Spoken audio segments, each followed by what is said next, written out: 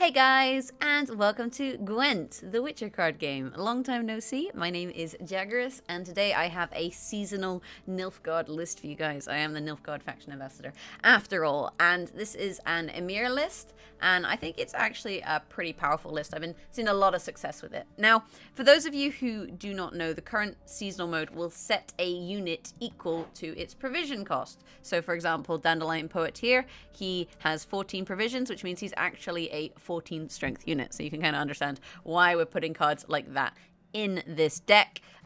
This card, we draw a card, then we play a card, which gives us some thinning to get through the deck. And because we are playing two cards in one round, because we play Dandelion and we also play a second card, it's really good for tempo.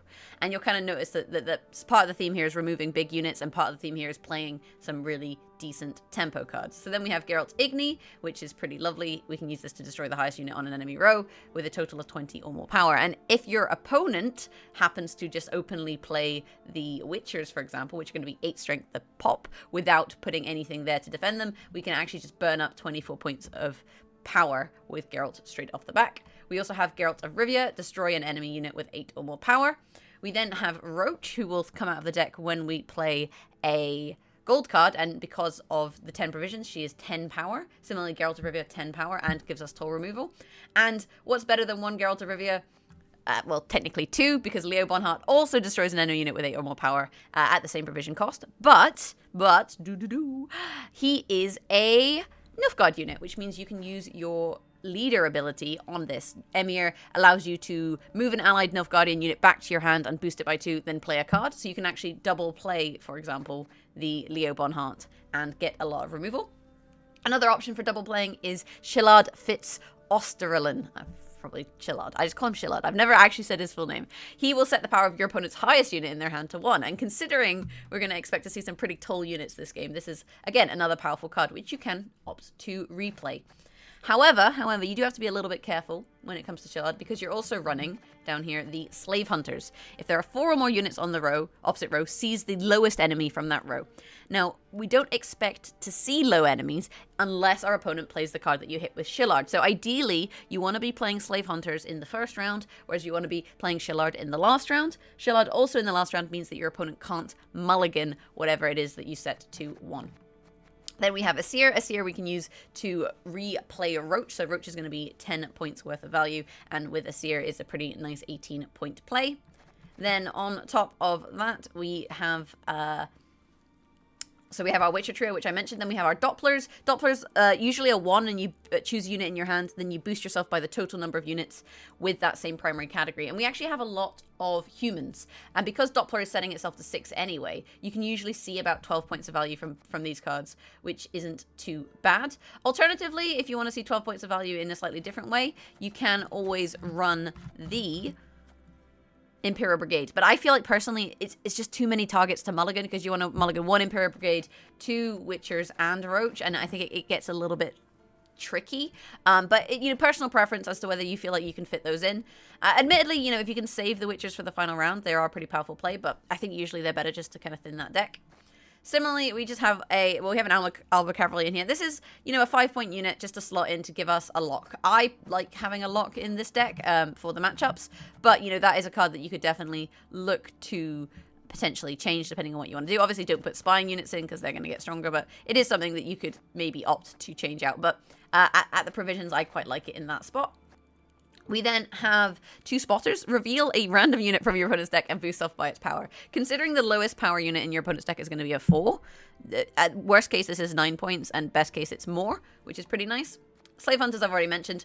Wolfpack is kind of in here as filler actually, but we could potentially take one of these out now that I think about it, and add, where is our good friend, the Gwent Arbalist. I quite like having one of these in our list because it allows you to deny your opponent replaying Roach or things that come out of the graveyard. So this is something I did have in the list, and I cut it, and I don't know why I cut it, actually, now that I think about it. So I'm going to pop him back in, and we're going to just have 1 Wolfpack. This is kind of a filler card. Similarly, the Slave Drivers are in here as filler cards. Damage an enemy unit by 2, increase damage by 1 for each locked unit. Then on top of that, we have Magni Divisions, which aren't bad. They're a 4-point body, and then they just boost every turn. Again, you want to play, if you're putting 4 provision cards in, you typically want them to be lower than 4 strength. The Arbalest, I think, is the exception. A couple of slave drivers in here, like I said, as filler, and then we have the Toussaint Knight Errant. Damage an enemy unit by 2. If it has at least 4 power, damage it by 4 instead. And, you know, we're going to see lots of good targets for him. But again, these are kind of the cards that potentially you're going to be mulliganing to try and get these cards in general. But, you know, they're all right to play as cards on their own. So yeah, that is the seasonal Emhyr list, and without further ado, I am going to jump into a seasonal game, and I will showcase this deck in action for you guys. And if you enjoyed the video, don't forget to click that like button, and I'll catch you in a second. Pride is all we've left. Alrighty, we're up against Filavandrel, which means we don't have to worry about our opponent using slave drivers on us. For mulligans, always check for things like Roach and Witchers, but for now, I think I'm also going to mulligan one of these slave drivers and one of the wolf pack.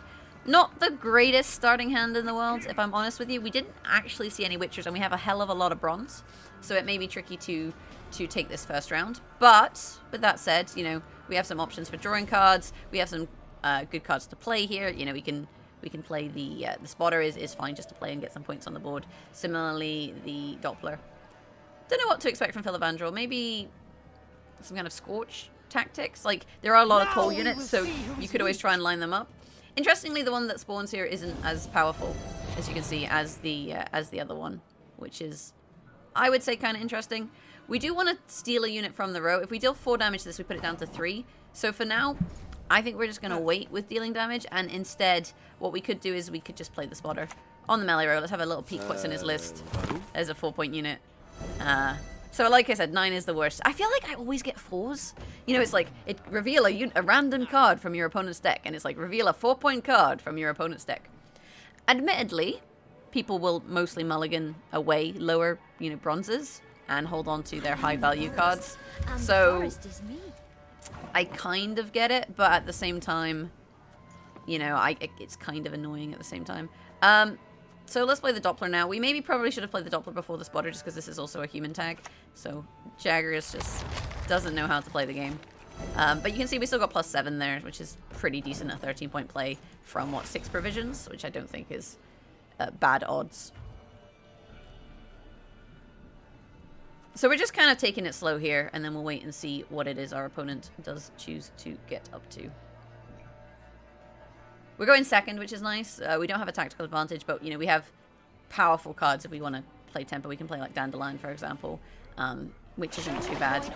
We don't have to feel too concerned about playing, you know, playing certain cards. Like, we don't have to feel too concerned about what we draw into, because, well, this should... Although, actually, I think I can Thin Roach. I think you usually have to Thin Roach before you play this, but... Anyway, I think I'm just going to pop the Slave Driver down. This is going to put us, Fight for the Emperor and you might be free! This is going to put us even with our opponent. We're just going to pop a little bit of damage down there. Maybe should have damaged this card, because this one will get taller, and then we can hit it with the Knight Errant, which isn't too bad. But we'll see. It's just so that we can play around the whole Slave Hunter strategy, I guess, because we do want to play the Slave Hunter this round, ideally. But we have to wait till he gets 4 units on the row. Ooh, careful! You're leaking! Well, that's not really the best play ever. If I were to judge. I mean, if we're looking to pinch from the front row, we can still damage units on the back row, but this isn't quite a 6 yet, and we want this to be a 6. So we're in a little bit of a pickle here with what we choose to hit and how we choose to play this out. I mean, if we use the Knight Errant and we hit the Hawker Smuggler, that's not awful, because she's going to get bigger every turn anyway. So, you know, the target... And actually, we can actually pinch her. If we can pinch her with the Slave Driver, that's pretty good. But it does depend a little bit on what our opponent chooses to play and how they kind of... Yeah, how they play their units. He hasn't used his leader, so I guess he's saving it for a later round. Okay, so now we can actually pinch the... now we can pinch the Hawker Smuggler. We could wait a turn until it gets bigger, but to be honest, like, pinching it now, I think is still fine. This gives us 5, 6, 7, 8, 9 points. But doesn't put us... Well, we get 10 also because the Hawker Smuggler will get bigger. So we're not quite ahead. But we could also play Dandelion. That will put us ahead, which is pretty nice. We need to be a little bit nervous about this. But she played Francis Bedlam quite late. He's going to be boosting the lowest cards in her hand every turn. But it's probably okay. So I think for now, let's play this. Bad feeling See what we about draw. this. Magni, that's fine. And then we'll also play this. And do that. And now we are quite a lot of points up because of the extra 24 from Roach and Dandelion. But if we're this many points up, it means that we are going to go into the next round on even cards. And if we can go into the next round on even cards, that is, you know, pretty solid. So overall, I'm pretty happy with where we're at. So we can also play Igni here. It's fine to play Igni here because we can double play Leo later. And at the moment, we have an Igni target, which is pretty good. And denying the Francis is, I would say, a good choice. So I'm just going to take this now. There you go. So 72 to 38 with some powerful cards in hand. So We're yeah, the best regiment in the whole plowing north. that would have been a good Igni with double sevens, but you know it's not really hugely problematic. So we don't want to play this, but we're happy to just play this, right? Like we're happy to just keep playing this round. We could try and force him out with the 20-point advantage. He's going to go down to 2 cards actually. If we go push him down to 2 cards, and that's 20 points ahead, maybe we pass here. You know, I want to kind of guarantee the round, but with the amount of points we have at the moment, if we can get him to go down to 2 or 1 cards, we're always going to have an extra card. Which means we guarantee last say. I think we probably want to pass here. Like, you could keep pushing the round just to kind of force out your opponent, but given the current state of the match, I actually think that we're in a really solid position here, so we'll just kind of chill out. Like I said, this deck is pretty good. And passing, choosing not, I guess couldn't afford the round.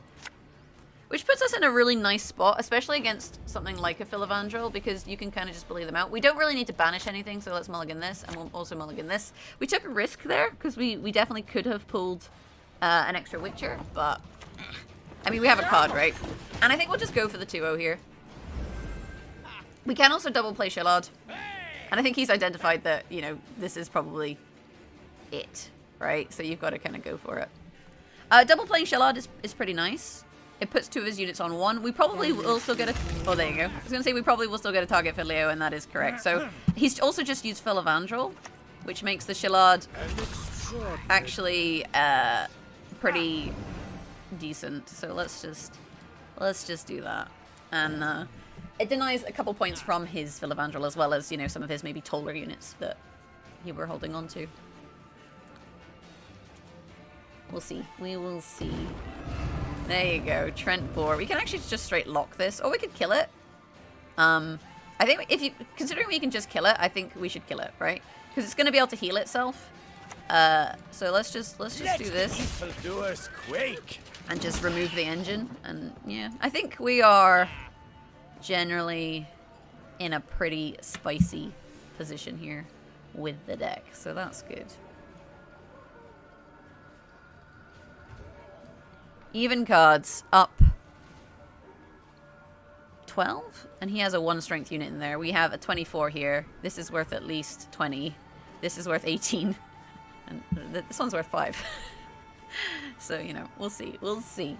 I'm not trying to say we got this one in the bag, but I think we might have this one in the bag. Okay, so we'll just lock that.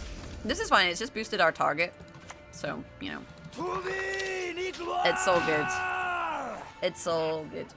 And then if he does play anything that we need to remove that's tall, we have Leo, and if he doesn't play anything that needs to remove, then we can just Leo. Oh, that's cute. Okay. So he's going to get taller every turn. Let's play this. And put Roach back in. And look, there she comes. 18-point play. We're up 20 on even cards.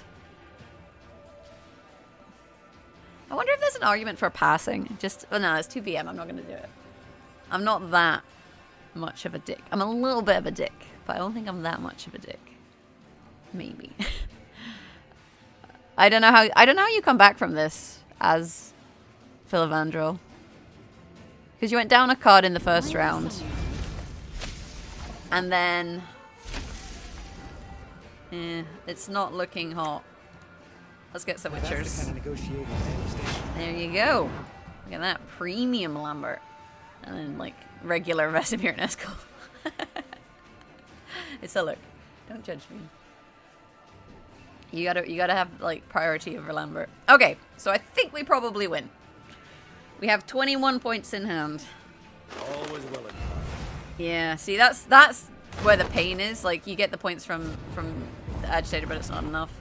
So, we'll just pop this down. Let's Insult to injury. And there you go! 67 to 29, 2-0. That was gross. That was gross. Alright, so, yeah, let's jump into another game now, and I'll play this deck once more for you in seasonal mode, and you can see how it plays out. Patience is not a virtue I am known to have.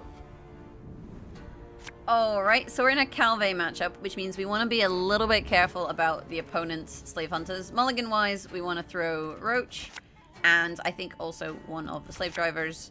Like I say, it's slightly risky. We also don't want both Magnies, but it's risky in that we could pull a Witcher, right? And we don't necessarily want to do that. We don't have Igni, which isn't ideal.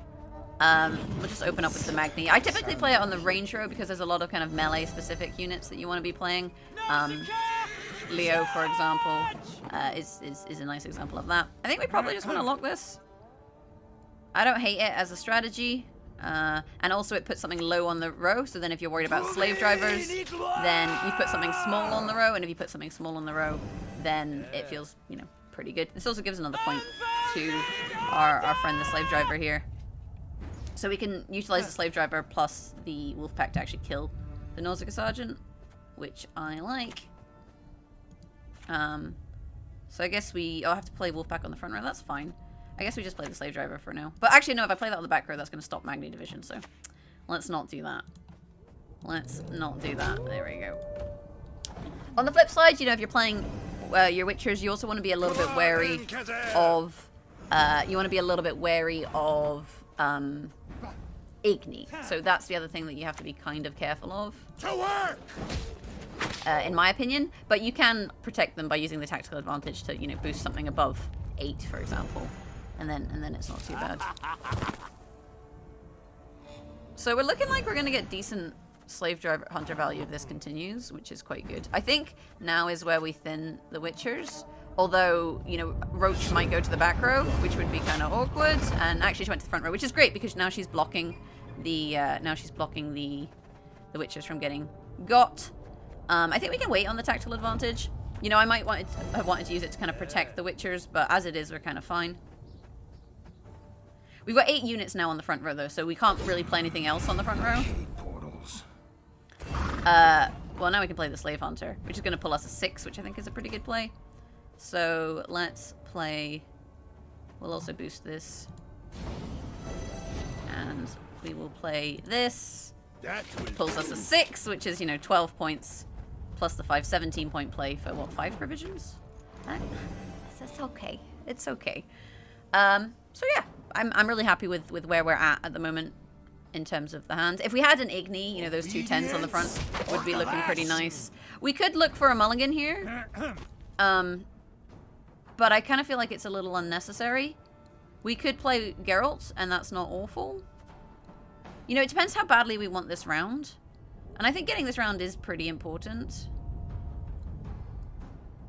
We're up 16. I think he's probably going to be able, with his leader and stuff, he's going to be able to get it. So let's just play this. Because it also blocks the 8s from an Igni, because I think that's maybe what he was going for when he hit this. And we'll just Geralt versus Geralt, man. Who wins? Spoilers, it was Geralt. So I think he probably has the Igni. Verily? Yeah, you can kind of tell that's what he's going for here because 1, 2, 3, 4, 5, 6, 7, 8. I can't fit anything else on the front row is the problem, and I can't boost anything. Although I could use Emhyr to pick up a slave hunter, but that would make it a 7. So we'd pick up the slave hunter, which we could then replay, or we then play something different and we stop the Igni. But then we're, you know, holding onto a slave hunter as opposed to double playing Leo, which isn't really what we want to do. So I'm expecting an Igni here. We're going to lose 24 points of value, so that would give him the round. I think we're going to... you know what? I know it's coming, right? So then let's play around it. Actually, I don't want to play that. Oh, well, it's too late. I'm going to run out of time.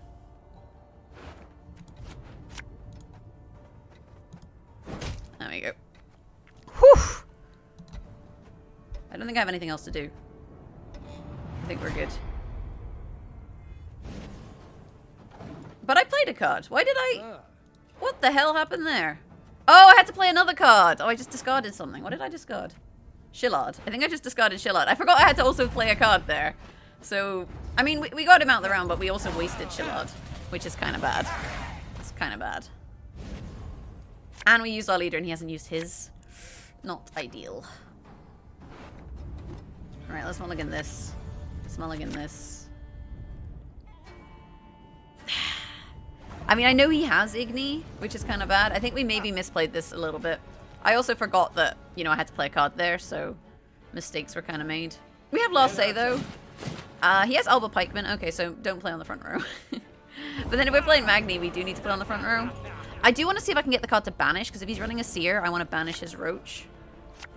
But we only have one of those, so it's unlikely that we're going to draw it. I also do kind of feel like double Slave Hunter is a little bit excessive. Unless we expect to see Witchers, in which case we should hold on to it. But then we've got Igni as well. It's a risk. It's a risk.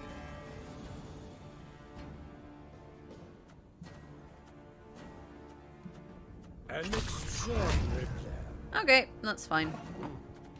So let's play our Dopplers on the back row.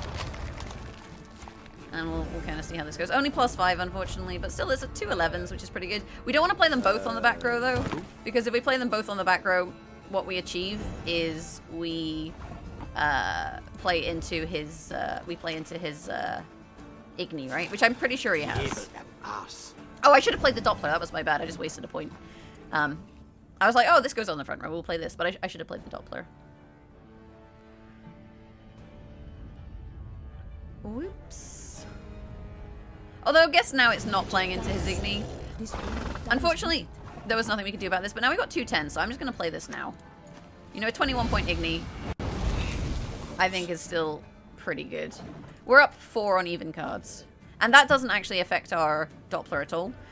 On the downside, though, that does mess with our Slave Hunters, right? And I think we do have too many of those, which is a shame.